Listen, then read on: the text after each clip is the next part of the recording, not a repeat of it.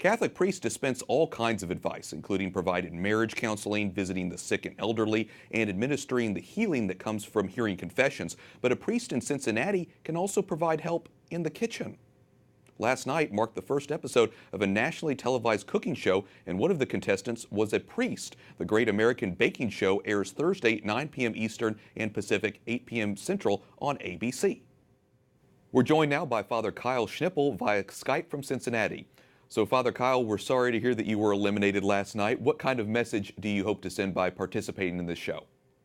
I think first off, just the priests are real people too. We have our own interests, we have our own hobbies and things, and so often when I worked as vocation director for the Archdiocese, there were questions about, can you still do this as a priest? And well, I think I just answered that in a big way. That yeah, you can still go on a nationally televised baking show even as a priest.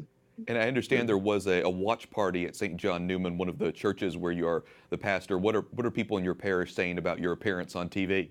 Everyone was just really so supportive, and the comments I've got, we were so proud of you. We're so happy that you had this opportunity.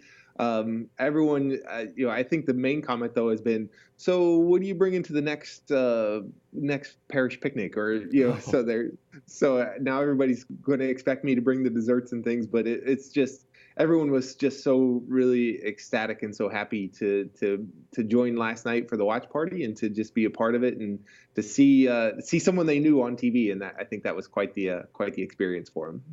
So how did you get interested in baking, and why did you want to be on the show?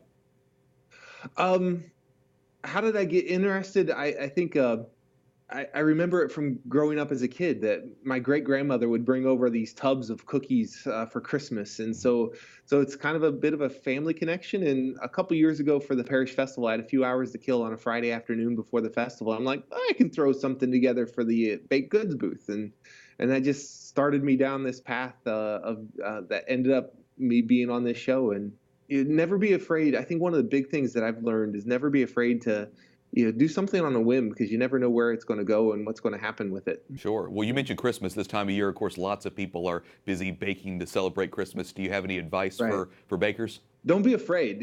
I hear so many people who comment, oh, I could never make that. I could never do that. I would have probably said the same thing a year and a half ago. And just find good recipes, follow them, have fun with it.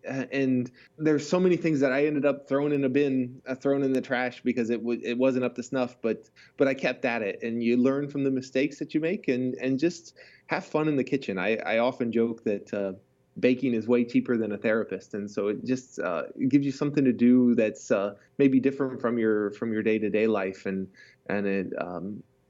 it's so great to share the results with people you love, my friends, my family members, and parishioners now too. Do not be afraid. That goes for baking as well as life in general. Father Kyle Schnippel, Exactly. Father Kyle Schnippel of the Archdiocese of Cincinnati. Thanks so much for talking with us. We appreciate it. You're welcome. My pleasure. God bless.